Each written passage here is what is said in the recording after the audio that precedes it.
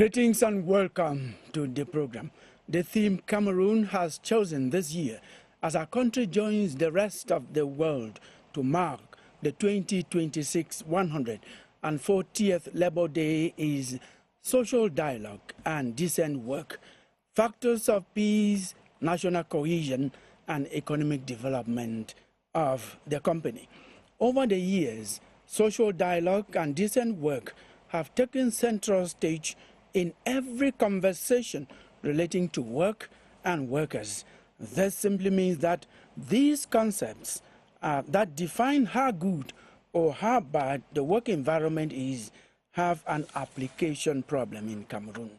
We are told that for work to be decent, employment must be productive, providing such guarantees to the worker as freedom, security, equity, human dignity, assured salary or wage, and social protection to the employees' families.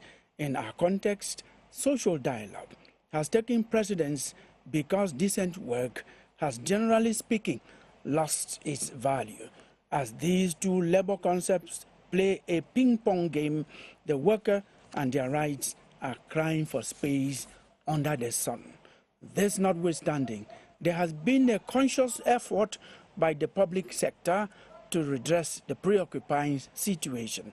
So on Press Hour today, we ask what has changed following the moves to improve on workers' rights. I am Kilian Dandifon in Yaoundé, and this is Press Hour.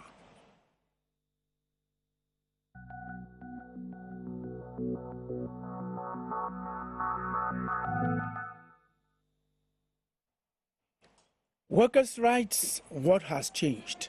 That is our theme for discussion, for conversation today on Press Hour. And we have invited the kind of guests or panelists, if you wish, that you would like to have on a day like this, within the context like the Labor Day week. Roland Jamsi is the Inspector General in the Ministry of Labor and Social Security. You're welcome to Press Hour.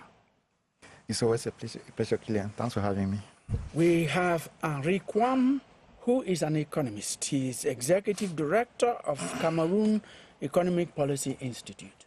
You're welcome to Press Hour. Always a pleasure, Kilian. Thanks for having me. Ngala Kilian Timtom is a freelance journalist, critical in mind, as always. You're welcome, Kilian. Thank you, Kilian. Momodero is an entrepreneur. He is an employer. Momodero, welcome. Thank you, Kila. Thank you for inviting me. Stay with us, ladies and gentlemen. The debate will just be what you want to have on Press Hour. And we're going to start off with Press Review. Angela Mbong read the newspapers for Press Review, for Press Hour. Reflecting on the recent Pope's visit, which several newspapers say has reignited national debate, a rare moral and political window appears to have opened. In this light, the Horizon reports that Barrister Zengwa is calling on all actors involved in the Anglophone crisis to make concessions, suggesting the moment offers a renewed opportunity for dialogue and compromise. In the same vein, the Post newspaper writes that Archbishop Andrew Nkeya insists that what happens next is important than the visit itself, urging the creation of implementation committees to foster dialogue. Meanwhile, Newswatch reports that the paramount ruler of the Bafo, Fon Mukete, underscores peace as the central message of the visit, describing it as a beacon of hope for the Anglophone regions. The political scene is also marked by mourning. The Post reports the death of Senate Vice President for Tabe Tando at the age of 75 in Yaoundé. Echoing this, The Voice describes his passing as the falling of a great baobab, noting his influence in Manu Division and the Southwest region. In another development, the Guardian Post reports the death of former minister and outgoing ambassador to Israel, Jean-Pierre Biyitibi Essam, aged 76. Let us now turn to economic news. Following the IMF World Bank spring meetings in Washington, D.C., the Post reports that Cameroon's Finance Minister Louis Paul Motaze has reaffirmed the country's commitment to maintaining a resilient economy. The paper adds that both finance and economy ministers held discussions with World Bank officials. Meanwhile, Cameroon Tribune focuses on the National Population and Housing Census, informing readers that citizens will be mobilized nationwide until May 29, 2026, while outlining the stakes and level of preparedness. Customs seized 20,100 tablets of tramadol smuggled in Ekok, border between Cameroon and Nigeria. This is the headline of The Horizon, which reports on efforts to curb illicit drug circulation. In another story, Cameroon Tribune reports a tragic road accident on the Gara-Mara axis, where 13 people lost their lives after a bus driver reportedly lost control and hit a tree. Elsewhere, the Post takes us to the northwest region, where a farmer grazier crisis in Akwaya and Menchum has prompted Dr. Chechu Roger to write an urgent letter to the Minister of Territorial Administration. Meanwhile, the Guardian Post reports that separatist activist Eric Tato Tano, after pleading guilty to financial fraud in the United States, is facing a 30-year prison sentence, with another possible sentence linked to alleged involvement in atrocities. In other developments, The Horizon reports that incumbent Ate Bazor has received multiple endorsements as he launches his campaign for a second mandate as board chair of SONACAM. Onto something else, Cameroon Tribune reports that the Grand Chancellor of National Orders, Philemon Yang, has chaired a meeting in Yaoundé to prepare the May 20 national celebrations. The paper indicates that over 2,600 medals are to be awarded, with emphasis on objectivity and transparency in the selection process. And in sports, Cameroon Tribune reports that the FINASCO A Games are ongoing in Bafoussam, bringing together over 2,000 athletes competing in several disciplines. That's how the press captured the week. Join us again. Thank you so much, Angela. You were saying viewers should join us again next week for another edition of Press Review on Press Hour. Thanks once again. I'm going to ask General, that's what we do on Press Hour, to ask the pressman on the set to look for one of the issues that was raised on Press Review, so we snappily go through it before we delve into our discussion. Gala Kilian. Yeah, I think the one thing that came out regularly was the visit of the Pope, and the momentum is created for peace. I did speak with the Bishop of Bamenda, the Archbishop, and he said it is necessary for Cameroon to build on this momentum so that the Pope's words do not get missing. You know, so there is momentum. Even the separatists, you remember that there was a pause. Yeah, they called for a pause of about 3 or 4 days to make sure that the Pope comes and goes freely, and that Catholics and anybody who wanted to go and see the Pope would visit him with some level of freedom. And therefore, it means that they subscribe to the kind of message the Pope was bringing, the message of peace and reconciliation. And therefore, it means if Cameroon as a country can build on that momentum, then we might begin to see solutions to the problems we are facing, particularly the problem in the Northwest and Southwest region. So I think that is a very critical issue that the press actually really did cover well. Another issue, not necessarily that, because we treated what Kilian has talked about last week, and it was just normal that newspapers come back on it because the Pope left Cameroon on Saturday. So yes, the newspapers covered, and Monday editions obligatorily had to go on it, but we need another issue. Well, I think it's a good idea that the Pope came to Cameroon, right? It shines a light on the Anglophone crisis, but also the Boko Haram incursions, you know, in the extreme north. Now, when we look at the Pope's visit, we tend to dress it as a, you know, as one of the most significant milestones for Catholics and Christians in Cameroon. But the preparation for the Pope necessitated significant amounts of resources. And so we can also not be blind to the fact that if we're able to mobilize so much finance for the Pope's visit, I think the lesson we learned, the economic lesson we learned, is that maybe we can also mobilize finance for other priorities. Now, in terms of living together, I think when the Pope comes and talks about peace, it's those are the values that the Church espouses, living together. But it's important that we Cameroonians think about the solutions for peace. Roland, are you a Roman Catholic or a Protestant? I am a Protestant, but the Pope visit, I think it cut across the board, and almost everybody was involved. I think I agree with Killian as he said that there is a momentum, because at least everybody, even be it Christian, even the non-Christian, like the Muslim, I think in Bamenda there is an image of the Imam of Buea who was standing beside the Pope. I think that is just what we need, that everybody should contribute in each and his own way. We are praying to one God, and absolutely, if we can have all of that in mind, that we have one objective to attain, I think everybody can be able to work together, and then the results can be there. Thank you so much, Daryl. Yeah, I think we've been having men of God, pastors, bishops who've been talking about peace, preaching peace, ever the crisis started. And I think the coming of the Pope will add more to this. But I learned the Pope have been here twice, and this time around probably will bring a lot of difference, considering the fact that we are into crisis, especially in the northwest and southwest regions of Cameroon. Yes, and the one other event of the week that has just, not the week that started, one very big event around the country is the General and Agricultural Census that started about, I think, 3 days ago, and is going to reshape the way we look at our national life. You should have something to say in this respect, because we talk about census, we talk about agriculture, we talk about economy. So, thanks, Killian. The census is vital, if not indispensable, for Cameroon. Since independence, we've been designing and shaping policies in Cameroon without very much evidence. If we want to accelerate productivity in the agriculture sector, if we want to encourage production, we need to understand who is producing what where.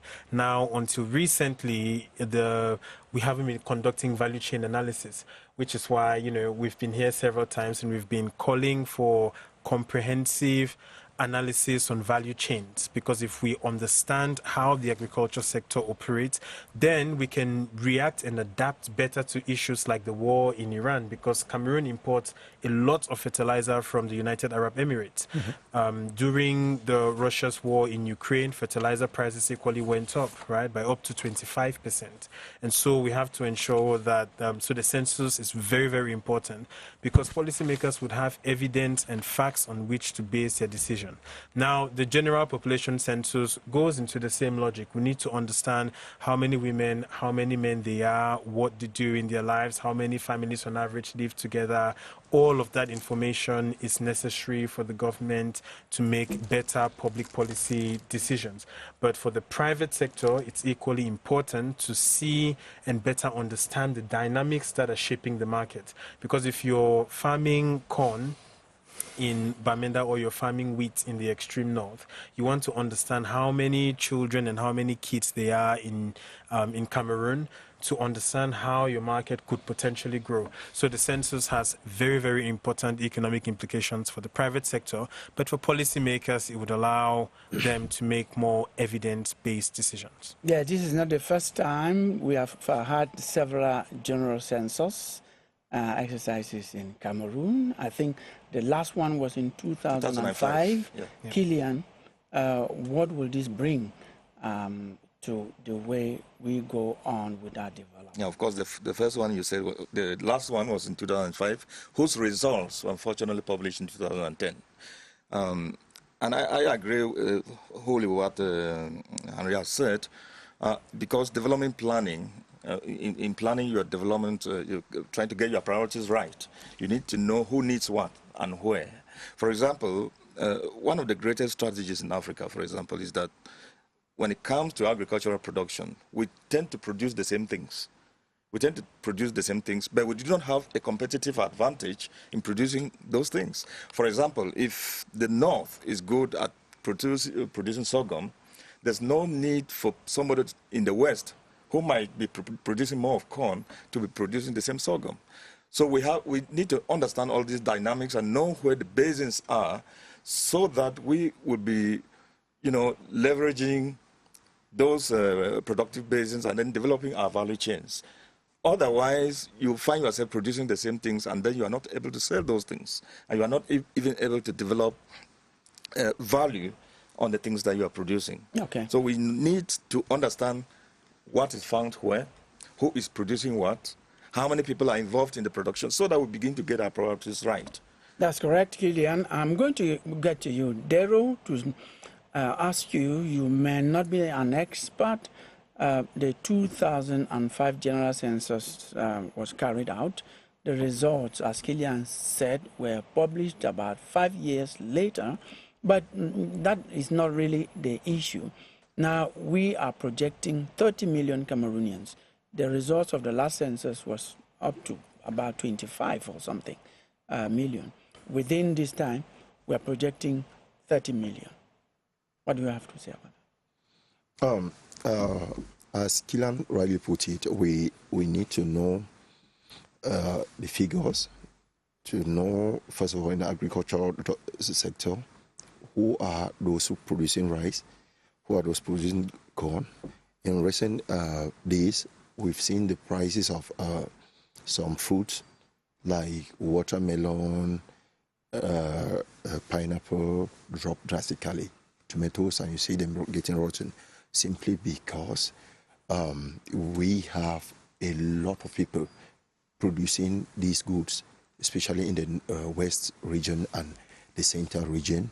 And then everybody wants to come and sell in Yaoundé because they believe that we have a lot of people, a lot of demand in Yaoundé. Yes, it's a market. The market in Yaoundé.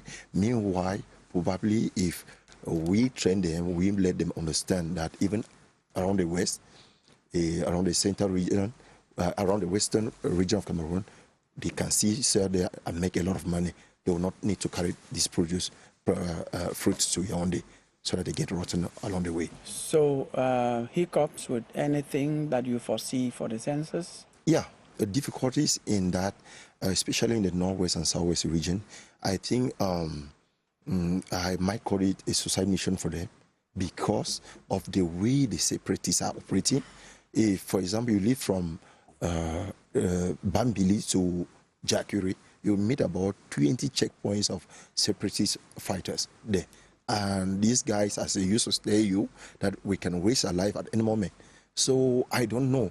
Probably the politicians who might bring out the figures the way they did during the elections, sit in offices and fabricate figures and give us. So I don't think it will be, because there's no way. There's that difficulty, Daryl, but I want to tell you that the people of the northwest and southwest are carrying out their businesses not without difficulties. They are going They've adapted. Yes, they've adapted, and this is the way I thought we were going to look. This is the way I thought we were going to look at it.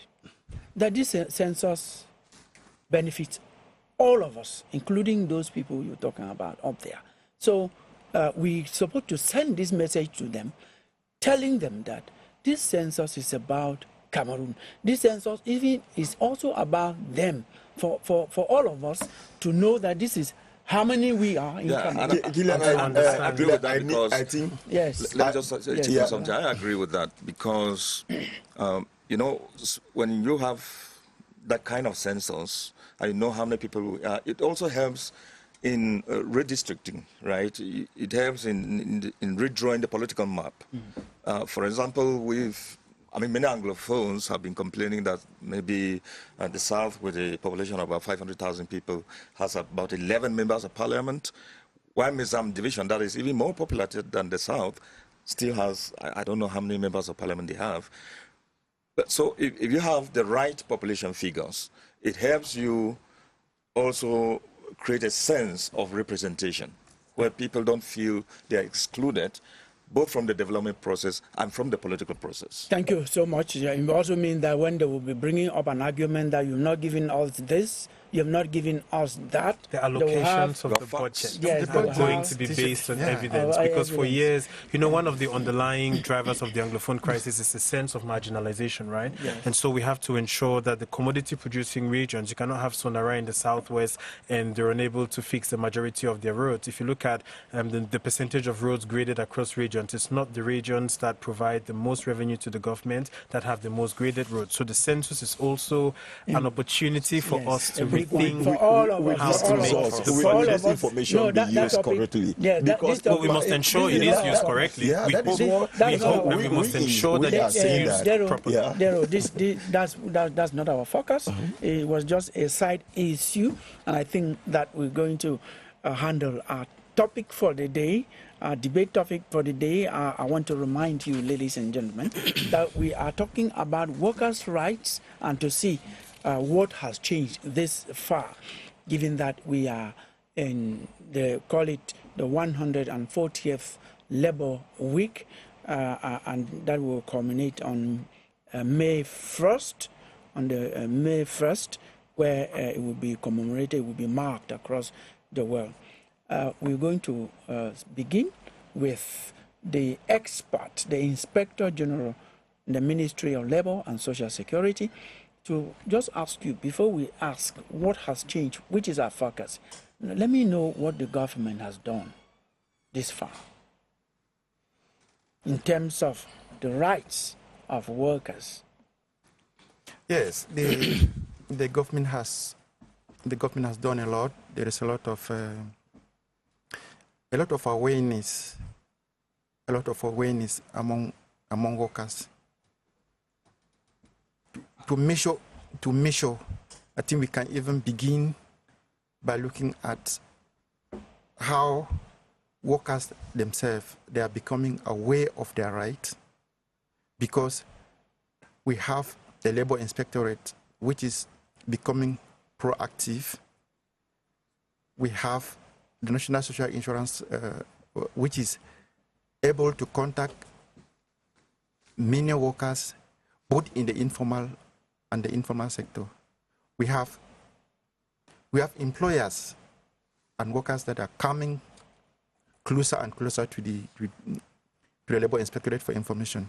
We have more and more sectors covered by collective agreements, which were almost like without laws.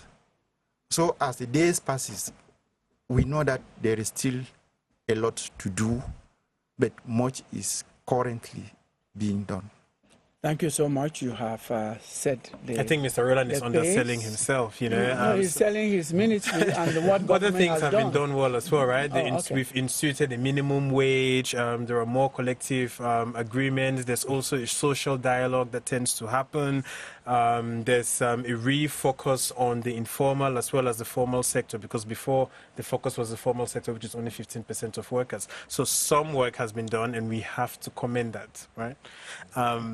But yes. Killian, do you have something to point out that has changed that you have seen? He just Yeah, we are on what has changed. We are on what public administration has done, and that the workers are benefiting. He just touched Before we on the go minimum into- wage. I don't know how they came up with that figure. I think it's about 43,000 francs. 47 No, for no, informal no, sector yeah, workers. depending on the and sector. 60. Let There us are get actually it from. three. There are three One for the- different. one for the public sector, One for the. which is 43,000. Yeah. One for the agricultural sector, which is 45,000. Yeah. And then for the other sectors is 60,000. Yeah, taking all of that put together, I still Because the cost of living in Cameroon is like 133,000, It's difficult right? for me to imagine that a Cameroonian will live on 60,000 francs a month. I mean, if you were to, I do not know how much breakfast costs in your home, but that 60,000 francs is not enough even for breakfast. So I don't know how the government came up with that figure. In Gabon, it's 150,000 francs. But Gabon has a much smaller private sector than us. It's important that we also. In the DRC, is 21,500 francs per day. Per day. That's the minimum wage. And if you multiply that, then you begin to get the kind of figure we're talking about. So I don't know how Cameroon reached Yes, that figure. this is what you should know. Yeah. It is not the government. It is something which was negotiate workers. It has to come out of a tripartite agreement, meaning the employers, private the sector, workers, public and sector, the state, and employee because representatives. it cannot be imposed. It cannot be imposed. What if it is? Of what use will we say? Okay, the minimum wage in Cameroon is 200,000. How many companies will be able to have those resources? Very few, and will push more people into informal sector. But I get Killian's point that we have to find a balance, right? But if we're coming, if I can just say what has changed. Since what has changed is on the policy side, there's a bit more focus on informal sector workers, right? So we've started considering informal sector workers, which is why we're setting 43,000 for state employees, 45,000 for agricultural private sector, and then for non-agricultural private sector, 60,000. So I think setting a minimum wage is important, because in Cameroon we have high levels of poverty, 37.5% according to the Institute of National Statistics.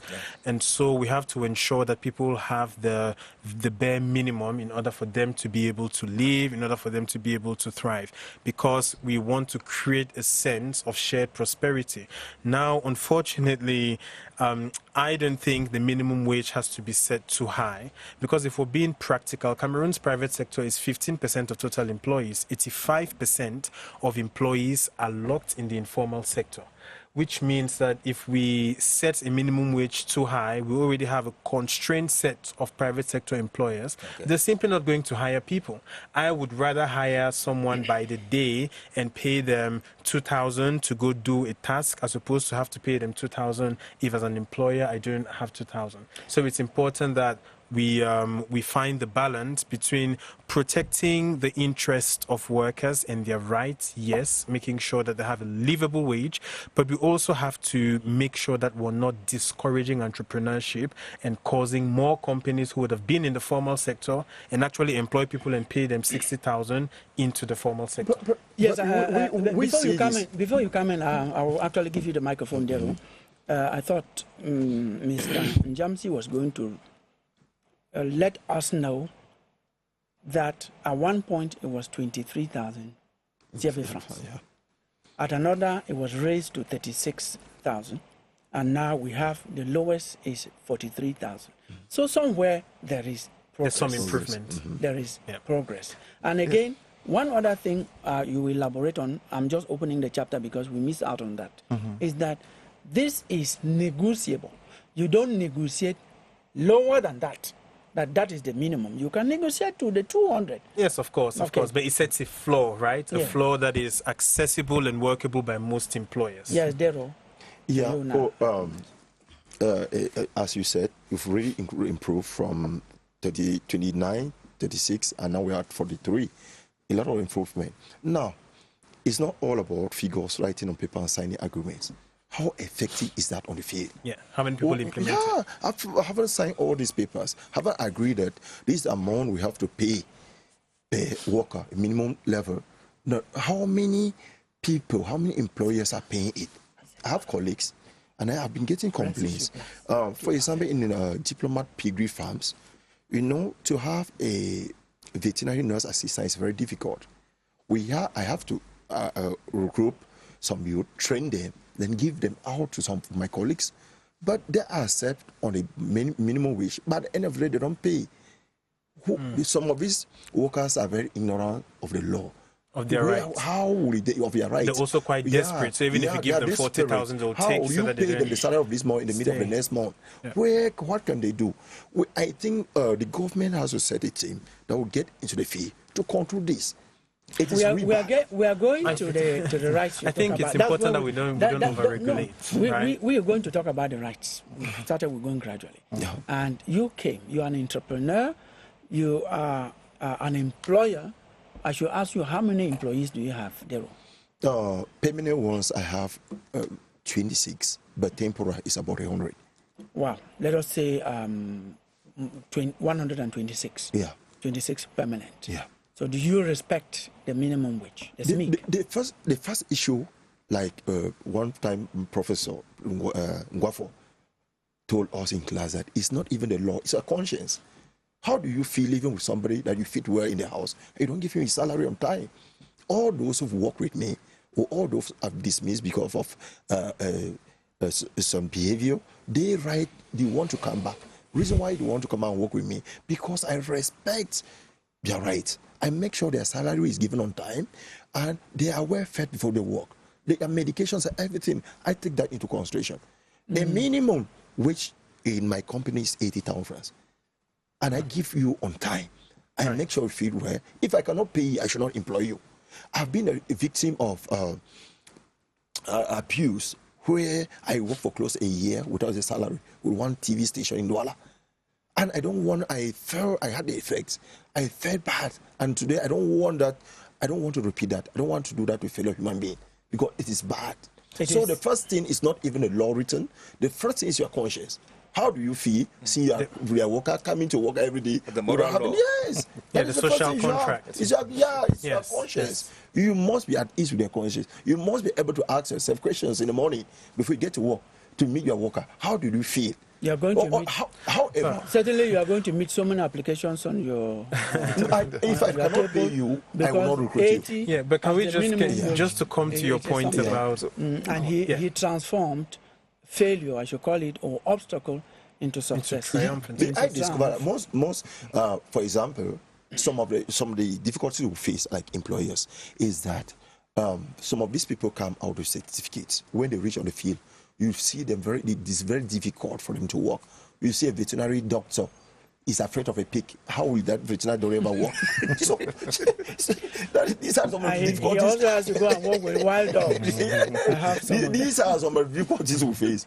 And then secondly, we lack, for example, in Cameroon, to have a veterinary nurse assistant is very difficult. Because pig farmers, for example, are afraid to employ a permanent veterinary doctor. Why? Because once you employ him, you are not always there to check on his activities. He will leave your farm and goes to many farms. Maybe you pick a disease and infect your farm. So most often you see we restrict them, and you will not have that. Without restriction, most of them don't want to be employed. Okay. They want to go around and work. What we do now is we train veterinary nurse assistants and we distribute them. That's what my company does. But now. You are the anomaly, right? We have to state that you're the anomaly as an entrepreneur that has the means to train his workers like that. Which is good. One thing we should just clear, we concede to your experience, but one thing we should clear here is that you have veterinary doctors who are very good, who are licensed, competent, not of pigs, not even of dogs. We have very good ones. It's just like any other field. We have very bad ones, like Funu used to call some journalists, journalists. So in every you have very good ones. And we congratulate those who are doing they're doing their job well. Yes, you had something to add. Yes, I wanted to open a new chapter. Yes, I wanted to. We have to talk about workers' rights from now. Yeah, I wanted to come back to the minimum wage and to agree with what he said, because the government is not very comfortable, and there was already another proposal, initiative. Yes, an initiative to increase. Yes, to increase, but most of the employers, they argued against that and say it was better that they ensure that everybody applied what is there before moving. It makes no sense maybe to go ahead when not everybody is already implementing the minimum wage. Yes. So compliance is very important. And then to come back again to say there is the labor inspector. When the labor inspectors go down to the field, one of the things they verify from companies when they are going through the payroll is to see whether is the minimum wage respected. Mr. Rula, just to tell you that why at this TV station in Douala, whose name I'll put my finger across, they used to come, but when they used to come, they put them in snacks bars with good plates of food and drinks. How would they know? They bring documents. So I think this is also. I think when we talk about workers' rights, we also have to talk about workers' responsibilities, right? As a worker, let's talk about the rights first. So let's talk about the rights first. The minimum wage. Can we just talk about that? We have talked about that already. it can't be too high, because if the minimum wage is set at over 60,000, or if the minimum wage is set at 120,000, fewer people are going to be employed in the private sector. Now, it's important that we maintain the approach which we have, which is progressive. Another approach which is being used in very developed countries across the world is that they make sure that the minimum wage rises in line with inflation. So if prices of goods and services last year rose by 3%, they make sure you have 3% more or 5%, etc., to ensure that workers have, a bit more spending power. But it's important that when we talk about the minimum wage, we shouldn't focus only on the development aspects and on workers' standards of living, which is very important. But we should also focus on how many jobs can we bring the private sector to create. It's better to have 18 million people in Cameroon employed at 70,000 than to have 2 million people or 1.5 million people earning salaries above. Thank you. That's very logical. The only reason why many of us are thinking that this minimum wage is too low to sustain a family is because CAOs like you, Henry, when you are earning, maybe, I don't know how much you are earning. Well, I earn a very decent wage. You should actually remember that there are people who are contributing to that wealth. Yes, of course, which is why we should protect the wealth creators, right? We have to protect that private sector. We go into the workers' rights now, because there are some of these areas that we jotted that we're going to talk about, termination of contract, how it goes on, industrial accidents, illnesses, injuries. We also thought about rights of workers in industrial action, not just accidents, also in industrial actions. Abuse in office, for example, sexual harassment, no rest on that employment, because that also is a problem. Unpaid salaries, you just raised it, we're going to look at that. Exposure to toxic radioactive elements. Those are areas where the worker should have his rights. Now, we're going to start with the termination of the contract. Kilian, you've forgotten to mention that he who got rights got obligations. We're going to get to that. We'll get to the obligations. We'll go to the rights first. Okay. Now, we're going to talk about termination. When and how should a contract be terminated? Maybe you talk about the kinds of contract. We have, for example, it's a contract of specific duration, meaning that you know that that employing you for a specific period of time, period, which is a maximum of 2 years, renewable once. Such type of contracts are not meant to be terminated. They are meant to reach their term. They can only be terminated if a work commits a force of gross misconduct, or if the two parties agreed, or if there is a case of force majeure. For example, a natural catastrophe that comes and sweeps away the whole company, for example, or the whole area. So that is only in such a case that a contract of specific duration can be terminated. So any party that takes the risk of terminating out of this context, which is clearly defined by the law, is supposed to pay the other party the remaining rest of the contract. What are we saying? You employ somebody for 2 years, which is 24 months. And then after 3 months, if you terminate his contract, it means that you are going to pay him the remaining 21 months. Okay. That's what is written on paper. That is what is written on paper. That's the law. That is the law. That's the law. And it's good to specify too that it differs from skilled and unskilled workers. Please. Okay. No, let us go for the general first. Okay. What he is saying, if there's someone who is watching us now and whose contract has been abusively terminated, like some of these credit unions. Okay, you can constitute your file and take to the ministry. Take to the labor inspectorate. That is either the divisional or the regional delegation of labor. Now, this is the question I ask. Following that, maybe before. No, just that. I will give you. You are the expert here. The person's contract was terminated by someone who is well-to-do. He has money. Yeah. This person whose contract He's has been, politically influential too. it's maybe even politically influential. You are It could even be a diplomatic mission. It could be people who have significant political capital. You are a no-name there. Will you have the power or the leeway to get your documents ready, get to the labor inspector at the inspectorate, and face this big, influential, political, whatever?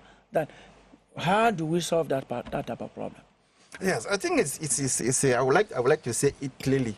People should not be fooled by this type of narratives. What actually occurs in the labor inspectorate is completely different from what people think. I have been there. There is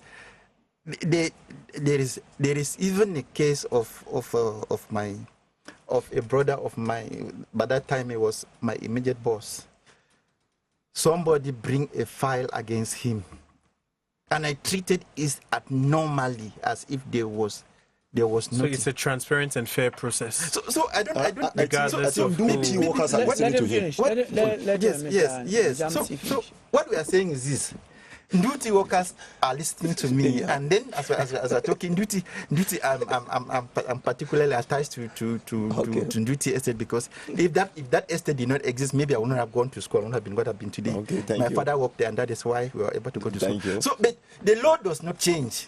And it's clear, because what we know is that at the labor inspectorate, what we are doing is they are attempting to do conciliation, and if conciliation fails, you prepare the necessary papers for arbitration in court.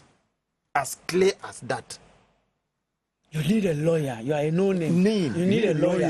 They've not paid you. They dismiss you unfairly. They've not been able to pay you some tokens. No. Where will you have money to take this baobab to court? Then the duration too. We know justice delayed, justice is denied. And then remember the duration you have in court. The time of a job. How will you cope? How will you live? Taking into consideration that to pick up a job in Cameroon is very, very difficult. Can I just say something? The Justice Department is different from the Labor Inspectorate. Yes. The Labor Inspectorate is there to ensure that there's dialogue and consensus and to find that kind of solution. I think maybe if we have maybe somebody from the Justice Department will have been able to go into that. For that, I cannot talk about that. What I'm talking about is what obtained in the Ministry of Labor at the level of our own ministerial department, where we are doing conciliation, and when conciliation fails, we pass it over for arbitration, which is in another. But can we talk about just one elephant in the room, which is diplomatic missions and Henry? The message Mr. Njamsi has passed across is: if you are somewhere now as we speak, or even later, you've been abusively sent away from your workplace, you should constitute a file and take to the labor inspectorate. Yeah. That's the message. That's the message. Yes, the elephant in the house. Well, I was saying we have to talk about the elephant in the room, because the abuse that we see from employers are not only Cameroonian employers, right? When we talk about workers' rights, we also have to talk about protecting Cameroonians who work in an international context, in diplomatic missions, and these are both regional and international. For example, when the worker retires and he or she has not been paid for 10 months or for 5 years and haven't paid the social security contributions for 5 years, it has a direct impact on citizens' lives. So I think the one advice, which I think the one area where we all need to improve, is to ensure that we're doing things a little bit quicker. Because yes, the arbitration process does work, but it is a very lengthy process. And, when you're unfortunately not in work, whether retired or not, your financial pressures don't change. You have to feed, you need to transport yourself, etc. And the second thing I'd like to note is that we should not conflate our partnerships and our friendships and financial relationships with international partners with how Cameroonians in those institutions are treated. We should ensure that we are also applying the law to the letter, because talking about unfair dismissal, if you've been working in the company for 5 years, I think they have to pay you between 15 to 25% of the amount, right, as indemnity. Those are things which from the get-go should be explained. It's not just about enforcing the law, but also making sure that the various missions and the various companies and individuals understand the law so that they can that is the issue. But now, let me come in, please, ahead, Mr. Killian. You see, we have to say this is the way it is. For a layman who is watching us to understand. I have a friend who's been working in one of these credit unions for 15 years.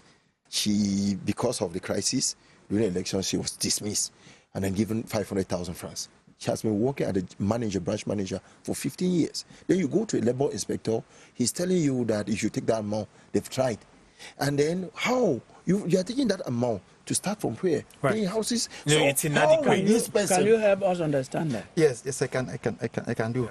I would like to start from what he said concerning workers working with diplomatic missions. That is absolutely that is a major issue for those who are working in embassies. We know and some and we have prior cases, right? So NGOs, which has what's known as in French is known as accord de siège. It means that it puts them at a disadvantage because they cannot be taken to court like every other out organization. of our own national laws, and the way of treating them is different. This is what I have handled those cases. The one advantage is that I work here in Yaoundé, and most of those missions are based in Yaoundé. I handle some of those cases, but you cannot just handle them as the way you handle ordinary cases. Yes, when they come, quite sensitive. When they come, you have to prepare a technical note detailing everything, and then you forward it to the Ministry of External Relations. Yes. It's the Ministry of External Relations now that take it up with that diplomatic missions. To set up consultations or adjudicate. So that is clear. So there is a way out. And then for what Mr. Derek is saying. So those things are not assumed. Yes. They are calculated.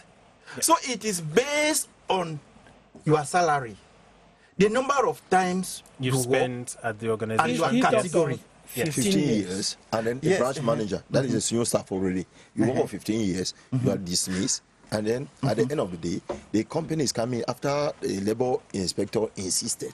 They are coming with 500,000 to give you. And that the labor inspector, after being very bitter, the following day is telling you to consider that one.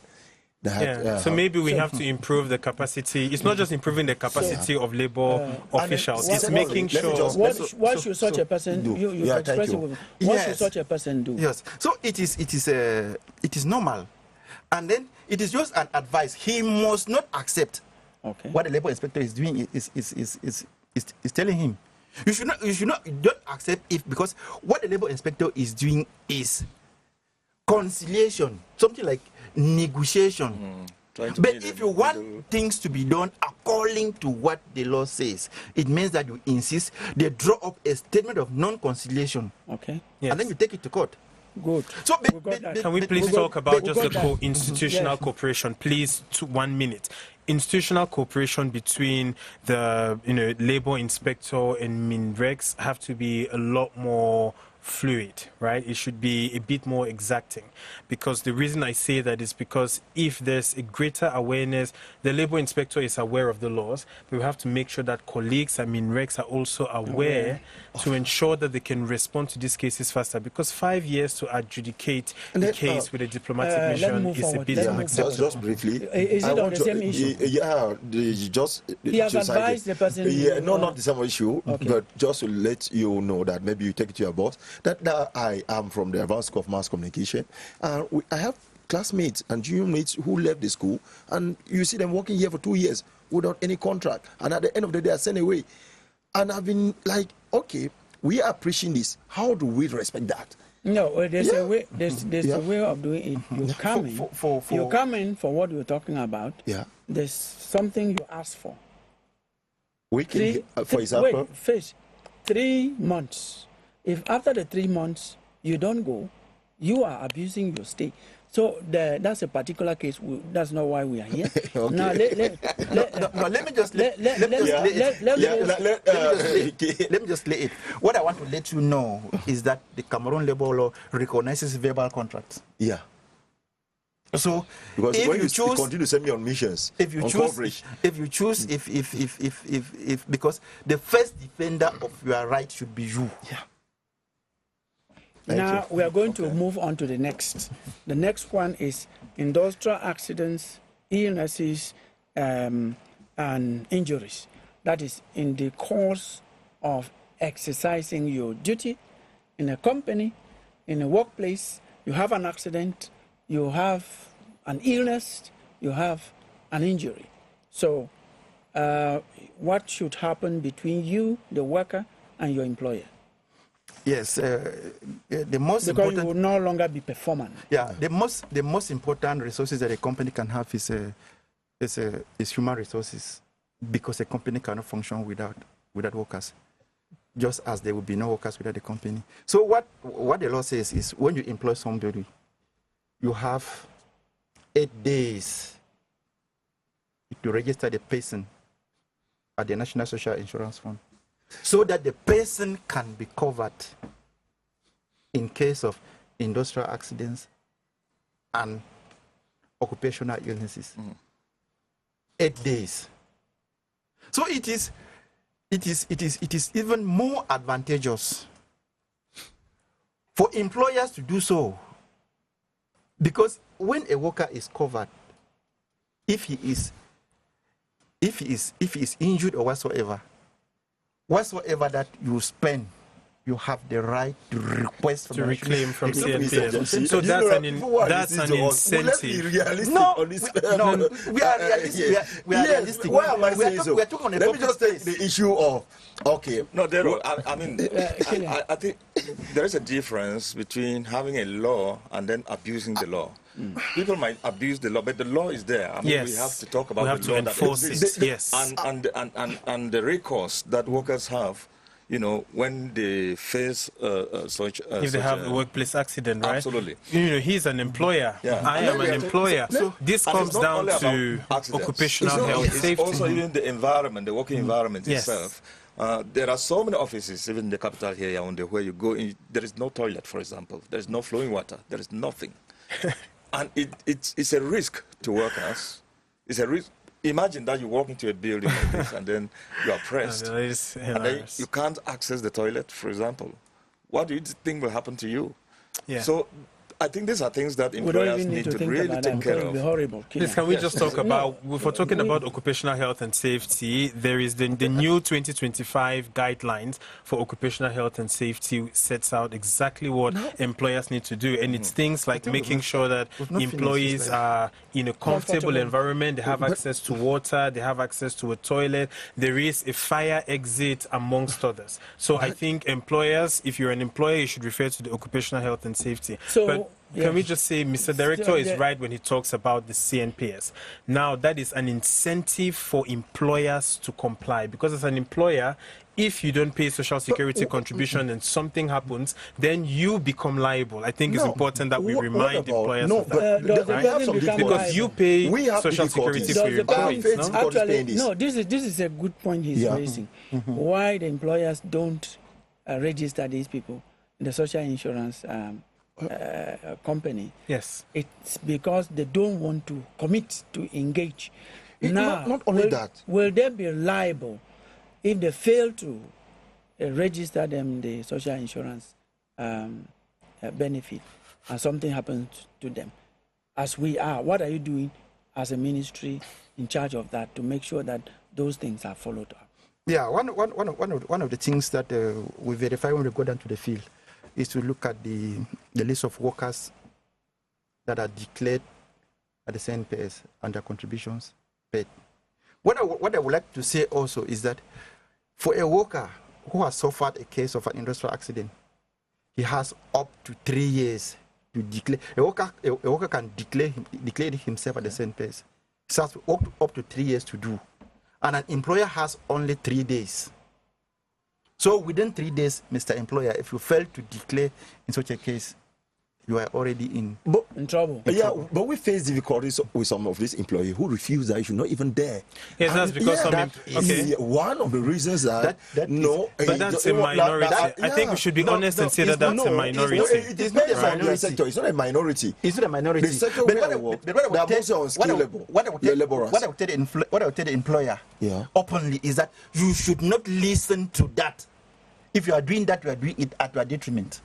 Because if the worker, you have to obey the laws. If you're an employer, you have rights, you have responsibilities. They will give you the money you want to go and drop there. I'm not sure that will live up because that age they don't want to go and follow up. Monsieur, I think it's not only about the employees. It's not only about the employees. It's also about the cost of compliance. If you're an employer in Cameroon, every month you have to make a declaration at CNPS and on taxes. For employers, it's a lot more smooth and cheaper if the services work. You know, we digitized CNPS 2 years ago, right? You can declare your employees' social security, and you can make a payment using Orange Money or MTN Money or Yumi or Camtel, whatever you want. Unfortunately, that isn't working. So this also discourages employers, because if you're an employer and you've registered your 2 employees, and to pay them you have to go to a bank, fill out a form, a complicated form, and you cannot make the payment online. It discourages employers from declaring more of the employees. So we need to make sure that all digitization initiatives, be it taxes, be it CNPS, Jonel Pay, they cancelled their contract and now you cannot pay through Orange or MTN Money. Those services have to work. If not, employers are going to be discouraged. Nobody is here we are talking to counter what you are saying. But what I can say is that that company, this far, is an example of what we have in this country. Well, true. We just have to make it better, right, Gillian? There's nothing constructive. Criticism is important. It's possible that the digitization process had a breakdown. Yes. Not that it has that it has failed. So there are some of those clarifications. We can be constructively critical, right? Let's go to another. When someone who has been registered with CNPS finds a lot of difficulties getting what it belongs to him, at the end of the day, it discourages a lot of people who are seeing that. For example, I have this worker who is very smart, Gaston, who has been telling me we had an accident with the pickup, and he has been telling me the pickup now l'assurance a payé. I said no, vous voulez aller donner mon argent à CNPS. These are some of the things that translate that. That since your pickup had an accident, has the insurance, we paid insurance, has it come to pay you? I said not yet, I'm still following the paper. I said then you want to go and give my money at CNPS? So these are some of the things that are discouraging workers. Now, Mr. Inspector General. Yes. 40 hours per week is the standard work week in Cameroon. We have people who work 100 hours. Well, I might have exaggerated. 40 hours per week means that it's 8 hours per from Monday day to Friday. From Monday to Friday. Now, there are people who go to their workplace at 7 a.m. They only leave. They don't even know when they leave. Some 10 p.m., some even by that time. How are these cases supposed to be treated? Yeah, they are. That is equally part of labor legislation, which is meant to be respected by all. But then, what we should know is there are some sectors in which workers work more than others. For example, like those working in the hospitals, and then those like in these security companies. But then, what we should know is when you are signing your employment contract, that there are some of those things that you should verify, and then also give us good information when we come.